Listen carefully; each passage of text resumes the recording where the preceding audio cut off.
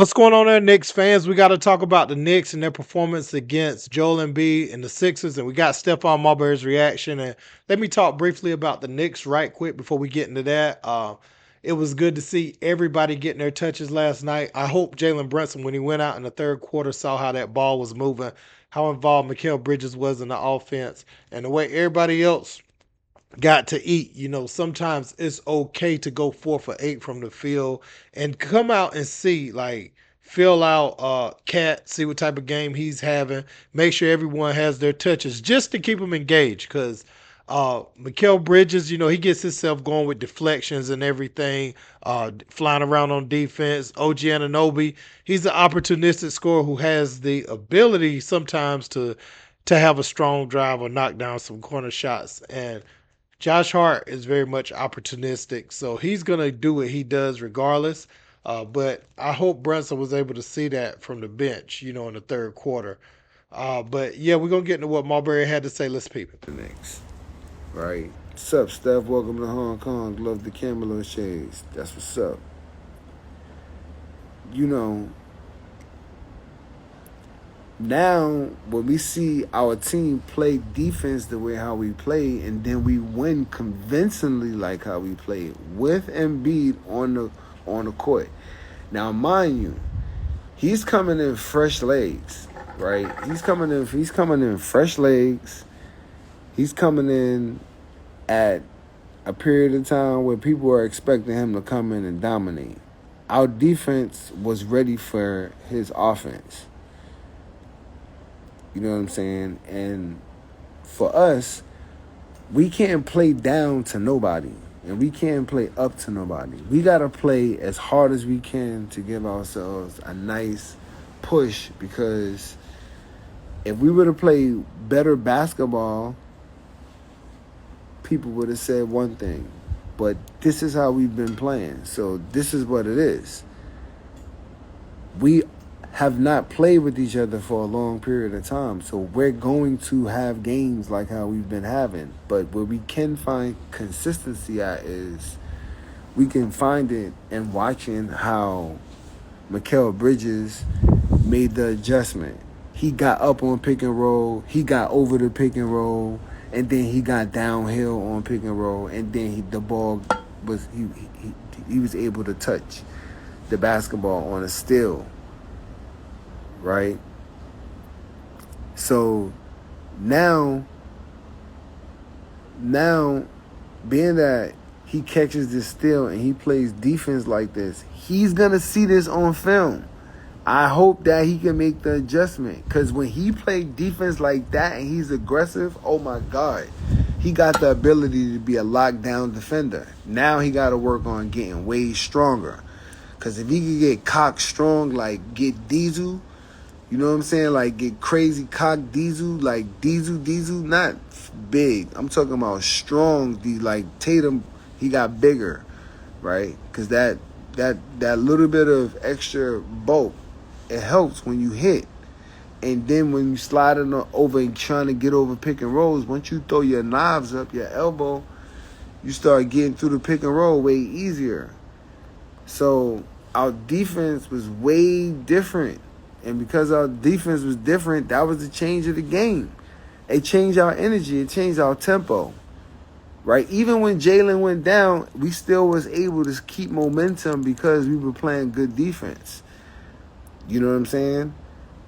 So us being able to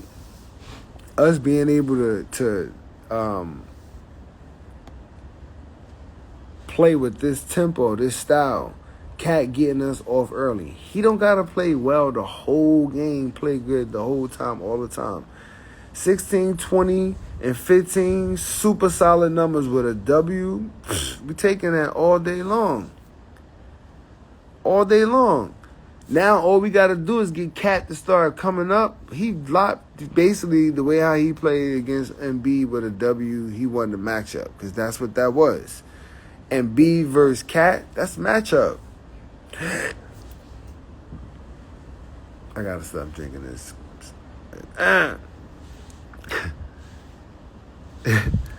So, but on the real, Josh, Forget about it. I told you, the heart of the city, boy.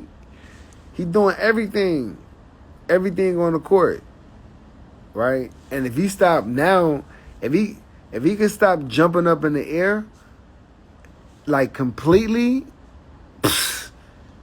his dimes, he's getting 10, he'll get 12. He could get like 12, 15. So he could get like 15, 15, exactly, and 10. Those nasty numbers. I'm not gonna say OG was out there having a dunkathon. When the Sixers go watch film, they're gonna be looking at them like, did we just completely give up? Like, did we give up? Like, come on, man, stop playing. And it's kind of cool because when you see us playing the way how we playing, we know that we could be good. We know that we got the potential to be really good. 6 or 7 dunks, exactly. It was a dunkathon, and his aggressiveness in defense. There was a possession on the right side of the court, right? P had the ball on the right side of the court. He couldn't shake him, and then the best part of the whole play was the contest.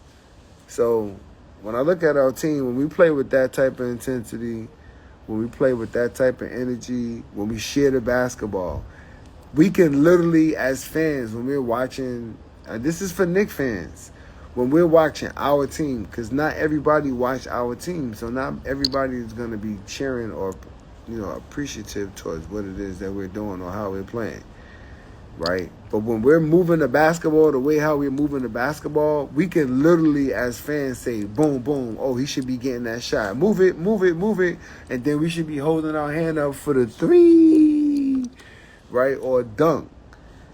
You feel me? So the way how I look at it is, if we can keep building on this type of chemistry and this type of energy and how we've been playing, that right there will lead us into running off more games in a row. Because if we could build on top of this game, we want to build on top of it. Meaning, we play some good quarters.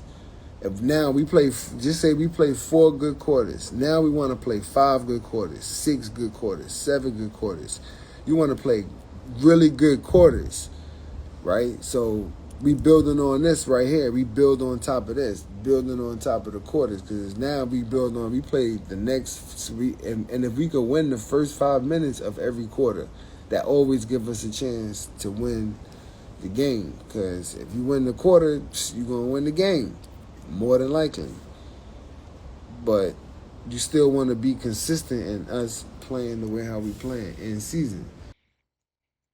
So, one of my complaints with Tom Thibodeau is overplaying guys and underplaying the rookies. I think Tyler Kolek has shown that with some growth, with some opportunity to play through mistakes, he'll be a viable piece. You can't put everything into a campaign. As you see, he has an injury.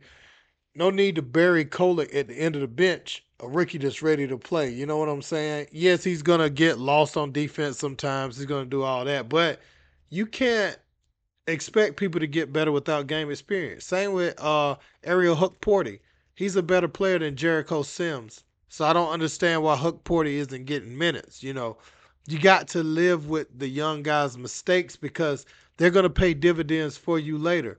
A lot of the other teams are playing young guys and they're getting good results. Or they may not right now, but the guys are getting experience. So by the time February hits, your rookies, they should feel like second year players by that point. And I think Thibs typically misses the mark on that thing. So I want him to adjust. I know he's too stubborn, but he needs to adjust, for his own sake and for the team's sake. Um, because Kolek, I think, is a really good player. I think Huckport is a good player.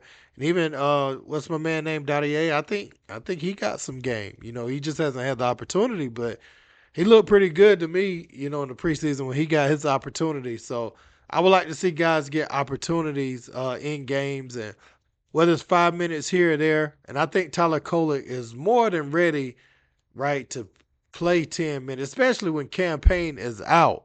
Right now, I think he's more than ready to contribute in some way, shape, form, or fashion. So that's one thing. I want to see Jalen Brunson be more passive. Like I said, I want to see him be comfortable going 4 for 8 from the field in a game. You don't have to chase the stats, and make those all whatever teams because you're not chasing the max contract right now. Not right at this moment. You forsook that or forsake that to build your roster, and you've done that. So now the prime objective should be for Mikal Bridges and uh Cat to make it easier for you, and you need to go to more of a facilitating role. Sometimes when you get downhill, they play you for the layup, and I've seen you blocked off the glass several times this year because they're not playing you as a passer. They're looking at you as your first instinct is to score, second instinct to score, third instinct to pass. And so you don't want to be that type of lead guard. You're still playing good this year, but um, it could be easier for you when they let you go downhill. Just be very careful, when going in there, especially when you see Cat's man pick up because Cat is able to make them pay for that. And Cat can even trail sometimes. Instead of hanging out at the 3 point line, he could do a slow little trail where you could just drop a behind the back pass and he can get a dunk. So um yeah, man, that's some of the things I want to see. I want to see Brunson be more of a facilitator. Be okay with having a 12-point game if Mikel's gonna get 25 that night. If Cat's gonna go for 30, then you can dial it back and have 12 to 15 points sometimes. You don't have to be 28-point scoring Brunson every time. And I'm a big advocate for Brunson. I ain't hating on him at all. If you go back to my videos, nobody I don't think any channel has spoke highly of Brunson, even when he was in Dallas, as much as I have. So, yeah, man. Let me know what you guys think in the comments. Don't forget to like, share, and subscribe. To next time.